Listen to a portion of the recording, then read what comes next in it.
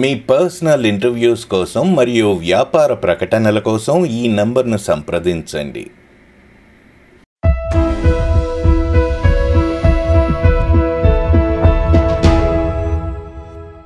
Hi అండి. So last 2 days nominations జరిగాయి.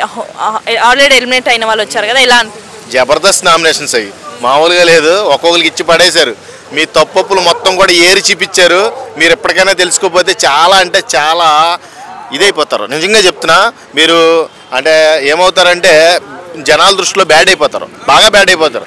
Already group game ఆడతారని అందరికీ తెలుసు. అది ఎక్స్ హౌస్మేట్స్ వచ్చి మీకు చాలా క్లియర్గా చెప్పారు. ఇంకా అయినపోతే మీరు ఇంకా తెలుసుకోపోతే ఖచ్చితంగా మీరు ఎరకపోయి ఇరుక్కుపోతారు. ప్రేరణని టార్గెట్ చేశారా అంటే ప్రేరణ మాటల వల్ల, లేకపోతే ప్రేరణ గురించి మాట్లాడటానికి ఏమీ లేదు అక్కడ. ఒకటే సీతాఫలం తీసుకున్నాడో తినేసాడు గౌతమ్, ఓకే. దాన్ని కామెడీ యాంగిల్లో మనోడు నవ్వుతూనే చెప్పాడు. నువ్వు కూడా నవ్వుతూనే తీసుకుని వదిలేస్తే అయిపోయేది. నువ్వు మెగా చెప్పుకోండి సిగ్గు లేకుండా ఎలా నవ్వుతావు అంటాం. అది కొంచెం ఇరిటేటింగ్ అనిపించింది, నాకే అనిపించింది. కాబట్టి అక్కడ మాట ఫ్లిప్పింగ్ అలాంటి మాటలు చాలా ఉన్నాయి. ఇప్పుడు నిఖిల్ అనేవాడు అట్టు నాకు వద్దు, ఎగ్ దోశ నేను తర్వాత తింటాను. అక్కడ టేస్టీ తేజ వెయిట్ చేస్తున్నాడు, అవినాష్ వెయిట్ చేస్తున్నాడు. వాళ్ళ కేసీఆర్ అంత క్లియర్గా చెప్తున్నప్పుడు మీది గ్రూప్ గేమ్ కాకుండా ఉంటే నువ్వు అక్కడ అట్టు వాళ్ళకి వేసేస్తావు. నేను నీకేస్తా, నువ్వు రా అన్నం వాళ్ళకి కొంచెం గుచ్చుకుంది. ఆమె ఎవరికి టేస్టీ తేజాక వాళ్ళకి గుచ్చుకుంది. కాబట్టి అలాంటి నువ్వు ఫుడ్ కాడ చాలా పార్షియాలిటీగా ఉండటం, స్వార్థంగా ఉండడం, స్వార్థంగా మాట్లాడడం, ఇవన్నీ కూడా నీ యాటిట్యూడ్స్ మార్చుకుంటేనే నువ్వు ఉండగలవు హౌస్లో, లేకపోతే ఖచ్చితంగా ఉండలేదు. సో అంటే ఇప్పుడు ఈసారి 4 members ఉన్నారు గ్రూప్ గేమ్ ఆడేవాళ్ళు నామినేషన్స్ లో. నబిల్ కూడా ఉన్నాడు. మరి ప్రేరణ, నిఖిల్ ఆల్రెడీ ఎలిమినేషన్ లో కూడా ఉన్నారు. వాళ్ళు ఒక ఎక్స్ట్రా మా షేర్ ఉన్నాడు. షేర్కి తిరగలేదు. వరంగల్ బిడ్డ కావాలితే కప్పు ఫ్రీగా నేను ఇస్తాను నీకు కాదే అంటే ఎందుకంటే attitude is main important. Big బాస్కి కావాల్సింది రియాలిటీ షో కాబట్టి రియల్ బిహేవియర్ కావాలి. కాబట్టి అందులో మంచి నెంబర్ 1 పర్సన్ మన నబిల్. కాబట్టి ఆయన ఉన్నా కానీ డేంజర్ జోన్కి వెళ్ళే అవకాశం లేదు. కానీ నిఖిల్ ఒక పాయింట్ చెప్తున్నాను, గ్రూప్ గేమ్ అంటున్నారు అందరూ కూడా. నాకు ఒకటి నచ్చల. ప్రతి ఒక్కరు వచ్చి నబిల్ని ఏదో గ్రూప్ గేమ్కి హెడ్ లాగా ట్రీట్ చేయడం నాకు నచ్చల. గ్రూప్ గేమ్ ఆడుతున్నారని అందరికీ తెలుసు, నాకు కూడా తెలుసు. కానీ హెడ్ కింద కాకుండా గ్రూప్ గేమ్లో ఇరుక్కుంటున్నావు అని చెప్పింది ఒక సోనియానే. కర్మ వాళ్ళందరూ నువ్వే హెడ్, ఈ గ్రూప్కి నువ్వే హెడ్ అన్నట్టుగా మాట్లాడడం నామినేషన్స్లో కొంచెం బాధ కలిగింది. ఈ దెబ్బతో నిఖిల్ నామినేషన్లో ఉన్నప్పటికీ కూడా సేవ్ అవుతాడు, అది వేరే విషయం, అందరికీ తెలిసిందే. కాకపోతే అలా పోర్ట్రేట్ చేయడం, నిఖిల్ని కొంచెం బ్లేమ్ చేయడం. గ్రూప్ గేమ్కి హెడ్ ఎవరు అంటారు? యష్మి, ప్రేరణ వీళ్ళిద్దరే హెడ్లో. ఎందుకంటే వాళ్ళు చెప్పినట్టే నడవాలని నిఖిల్ని పృథ్వీని గైడ్ చేస్తా చూస్తారు. పృథ్వీ ఏమో మెంటలోడు ఎండో, అర్థమైందా? నువ్వు నాకు చెప్పేదండి, నేను చెప్పిన నాకు వచ్చినట్టే నేను వెళ్తాను అన్నట్టుగా ఉన్నాడు. వాడు అలా ఉన్నాడు కాబట్టి అందరి దృష్టిలో మంచోడు అనిపించుకున్నాడు. ఆ విషయం మీరు ఎవరు గమనించలేదు కూడా. మాట తీరులోనే కొంచెం కంపు, కానీ నోరు ఆట తీరులో మటుకు నెంబర్ 1 పృథ్వీ.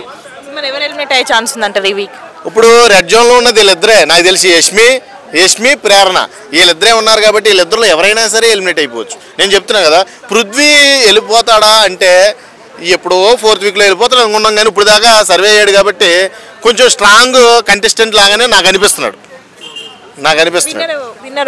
విన్నర్ కాంపిటీషన్ బాగా పెరిగింది. 1 week అయితే చెప్పగలం కరెక్ట్ క్లారిటీగా. ఇప్పుడైతే ప్రస్తుతానికి గౌతమ్ ప్లేసే ఉంది. గౌతమ్ తర్వాత నిఖిల్ ప్లేస్ ఉంది. నిఖిల్ ప్లేస్ తర్వాత నబిల్ ప్లేస్ ఉంది. తర్వాత వీళ్ళిద్దరిని డిసైడ్ చేయడం ఆడియన్స్ వంతు. వీళ్ళిద్దరిలో లేడీస్ అయితే ఖచ్చితంగా ఉండరు. Thank you. So Bigg Boss 2 daysలో ఫుల్ ఫైర్ ఉండే నామినేషన్స్, ఎలా అనిపించింది? బిగ్ బాస్ అసలు ఫస్ట్ చెప్పాలంటే సీజన్ 1 నుంచి సీజన్ 8 వరకు, అదే 7 వరకు మనకు ఎక్స్ హౌస్మెంట్స్ అనేది రావడం వస్తుపోవడం అందరు కామనే. కానీ ఫస్ట్ టైం సీజన్ 8లో బిగ్ బాస్ సీజన్ 8లో ఎక్స్ హౌస్మెంట్ రావడం, వాళ్ళకి నామినేషన్ అనేది పెట్టడం అనేది బిగ్ బాస్ ఇచ్చిన బిగ్ ట్విస్ట్ అని చెప్పుకోవచ్చు. ఇంకా ఒక్కొక్కరు వచ్చి వాళ్ళు అక్కడ ఉండిపోయారు కదా, ఇంకా టీవీలో కూడా చూసారు కాబట్టి వాళ్ళకు బయట జనాలు ఎలా అనుకుంటున్నారు అవన్నీ కలగలిపి అసలు సోనియా అయితే ఆమె ఇచ్చిన ఫైర్, ఆమె ఉన్నప్పుడు ఇచ్చింటే మా టాప్ 5లో ఉంటుందేమో సోనియా అనిపించింది. అంత ఫైర్తో ఫస్ట్ స్టార్టింగ్లో క్లాస్గా స్టార్ట్ చేసింది. నిఖిల్ నా బిడ్డ, నా తమ్ముడు, తండ్రి అని స్టార్ట్ చేసి మంచిగా నిఖిల్కి, యష్మికి, ప్రేరణ ముగ్గురికి పెట్టేసిపోయింది. అసలు సోనియాలో అంత ఫైర్ ఉందని, నేను అంత కసిగా ఉందా బిగ్ బాస్ మీద, బిగ్ బాస్ కంటెస్టెంట్ మీద అనిపించింది నాకు. ఇంకా మన బేబీ అక్క ఆమె కూడా పాపం ఫస్ట్ వారంలోనే వెళ్ళిపోయినా ఆమె ఉన్నంత వరకు వచ్చి పాయింట్స్ నిఖిల్ మీద నామినేట్ చేసిపోయింది. పృథ్వీ ఆమె వచ్చినప్పుడు కూడా చాలా బలుపు చూపించాడు. నాకు అది నచ్చలే. ఎందుకంటే పెద్ద అమ్మ వచ్చి నామినేట్ చేస్తుంటే నాకు ఎక్కడ నేను మీకు గౌరవం ఇవ్వలేదు, వీరుడా అసూరుడా అని నిఖిల్ని అనడం ఎందుకో నాకు పృథ్వీది కొంచెం నచ్చలేకపోయింది. బేబీ అక్క కూడా చాలా మంచిగా కసి తీర్చుకునింది అనిపిస్తుంది నాకు. ఇది మొత్తం రివెంజ్ డ్రామాగా నేను బిగ్ బాస్ సీజన్ పాత వాళ్ళు వచ్చి రివెంజ్ డ్రామా తీసినట్టు అనిపించింది. ఇంకో లక్కీ ఏంటంటే రాయల్ క్లాన్ ఒక్కరు కూడా తాకలే వాళ్ళని. మన దీని దెబ్బకి నామినేషన్స్ ఎంత ట్విస్ట్ వచ్చిందంటే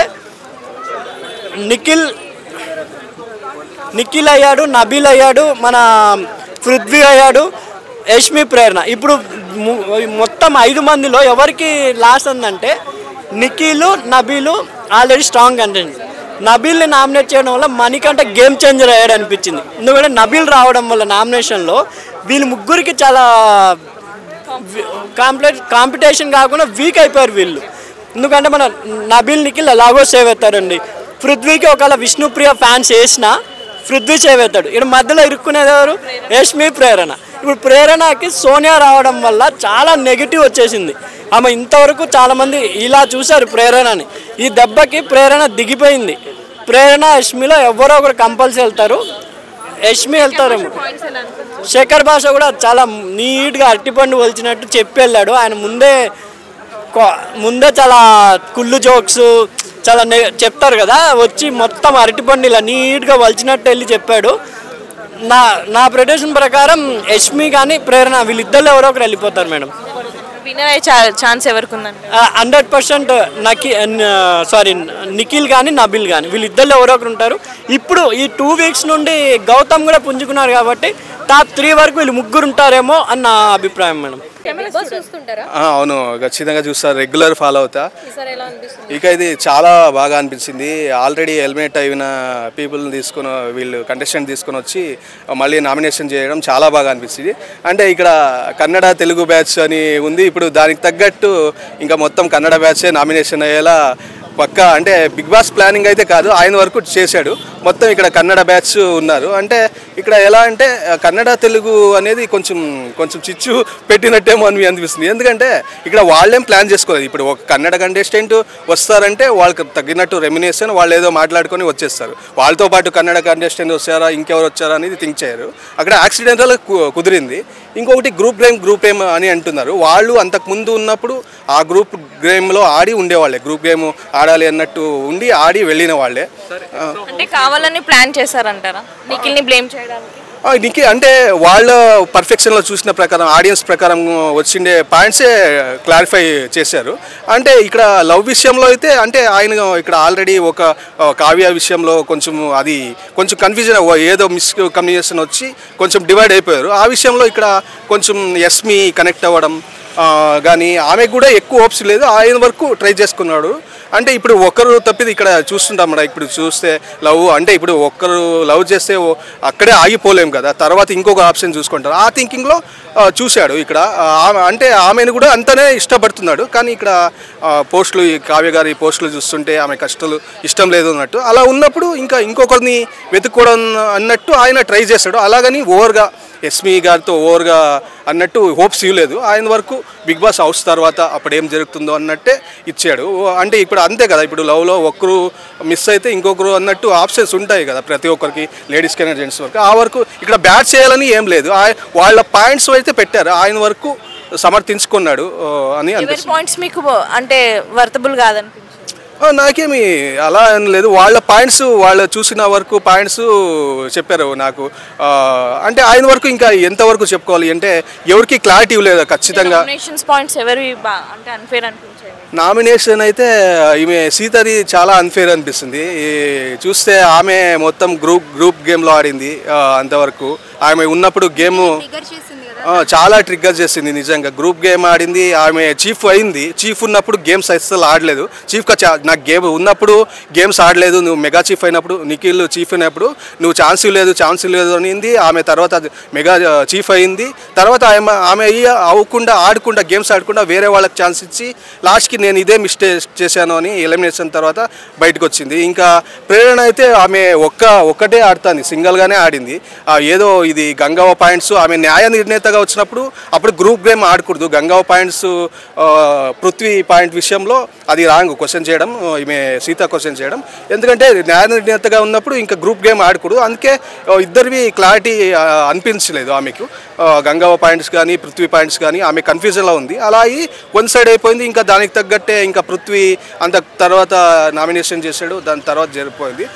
ఇంకొకటి విష్ణు గేమ్ బాగా ఆడుతుంది అనడం నాకైతే షాకింగ్ అనిపిస్తుంది. ఇంకొకటి విష్ణు ఆమె 1 వీకే ఆడింది.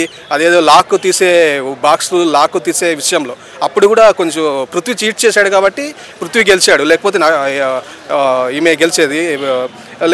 అంటే ప్రతిసారి ఆమె అస్సలు సండే టాస్క్ తప్ప ఇంకేవి ఆడట్లేదు. ఆమె నాకైతే సండే టాస్క్ తప్ప ఇంకేవి ఆడట్లేదు. గౌతమ్ గేమ్ అయితే అతను అంతకుముందు ఈ 2 వీక్లో అయితే బాగుంది. అంతకుముందు మొత్తం ఫ్లిప్ అయ్యాడు. క్రష్ అని మళ్ళీ చెల్లి అని మళ్ళీ గౌతమ్ పాయింట్ 2-0 అంటే ఒప్పుకోలేదు. మళ్ళీ ఇప్పుడు గౌతమ్ పాయింట్ 3-0 అంటున్నాడు. ఇంకా అంటే ఉన్నది ఉన్నట్టు మాట్లాడుతున్నాడు. అంటే ఇంకొకటి కొంచెం రూల్స్ ఫాలో అవ్వాలి. ఇప్పుడు అతను మెగా చీఫ్ అయినప్పుడు కూడా వేరే వాళ్ళు ఫాలో అవుతారు. ఈమె ప్రేరణది కొంచెం అతనికి పడట్లే అని అనిపించింది. ఎందుకంటే ఆమెలాగే ఆమెనే ఇతనిలాగే ఉన్నట్టే చెప్పింది. సీతాఫలం విషయంలో కానీ ఆల్రెడీ తిన్నారు, ఇతనే ఎక్కువ తిన్నాడు ఆల్రెడీ. ఇప్పుడు బయటే మనం ప్రోటీన్ ఫుడ్ అది అని థింక్ చేస్తాం. ఇంకా బిగ్ బాస్ హౌస్లో ఇచ్చిన దాంట్లోనే సర్దుకోవాలి. అతను ఆల్రెడీ ఇంకొక సీతాఫలం ఉంది తినొద్దు అన్నా కూడా తినింది. అందుకే కొంచెం ఫస్ట్ మంచిగా చెప్పింది, తర్వాత కొంచెం బ్యాడ్ వర్డ్ ఏం చెప్పలేదు, మామూలు చెప్పింది. ఇంకా క్లీనింగ్ విషయంలో పనిష్మెంట్ విషయంలో అతను పనిష్మెంట్ ఇచ్చాక చేయాలి కదా, చేయలేదు. అందుకే పని దొంగ ఉంది దాంట్లో ఉన్నట్టు చెప్పింది ఈమె సీత. సోనియా అంతకుముందు ఆమెనే మొత్తం అతను వైపు తిప్పుకుంది. నిఖిల్ అంతకుముందు ఉన్నప్పుడు ఆమె వచ్చి అతని వైపు తిప్పుకొని మళ్ళీ ఇప్పుడు క్లారిటీ అడగడం, ఆమెనే గ్రూప్లో ఉంది, మొత్తం గ్రూప్లో ఆమెనే మళ్ళీ క్లారిటీ అడగడం రాంగ్ అనిపిస్తుంది. నాకైతే ఇతను పృథ్వీ అనిపిస్తుంది. అప్పుడే స్టార్టింగ్లోనే ఎలిమినేషన్ అవ్వాల్సింది అగ్రెషన్ ఆ టైంలో. ఇప్పుడైతే అగ్రెషన్ లేదు ఇప్పటి ప్రకారం అయితే. కానీ ఇంకా ఇక్కడ